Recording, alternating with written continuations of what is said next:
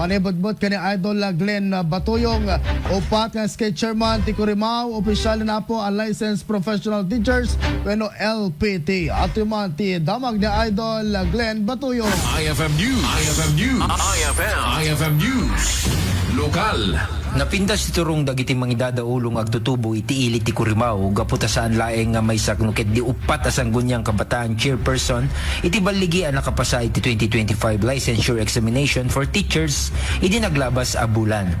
Isudaket da Honorable Levy Kate Biag ti Barangay Anggapang Norte, ni Honorable Ryan Calvillo ti Barangay Pias Norte, ken ni Honorable Sheena Linet Akar iti Barangay Pangil, ken ni Honorable Shamir Faye Alegre iti Barangay Maglawi Sur. Ti panang patibker kadagiti kalikagum da pagrebengan iti panagturay dagiti agtutubo iti nangisagana kadakwada tapno makapasada iti board examination. Tinagapuanan da ket agtakdakder akas pamaneknek iti panagibtur, disiplina ken di agkupa sa panagkumit a panangidaulo ti panagduras iti bukod da aluglugar. Naitampok deto ang milestone iti ili ti Curimaw kas nang ipaneknek no kasanong agkuykuyog ti serbisyo publiko ken academics.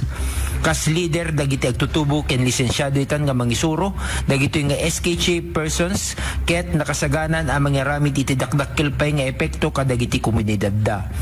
Kas mangidaulo saan laeng nga babaen kadagiti patakaran ken programa no di pay ket di babaen iti edukasyon. Agserbi ti baligida na bileg nga inspirasyon kadagiti agtutubo ti Curimaw amang paneknek a babaen ti determinasyon ken pamati ket maragpat iti baligi. Para iti IFM News, Idol Glenn Batuyong, Tatak, RMN.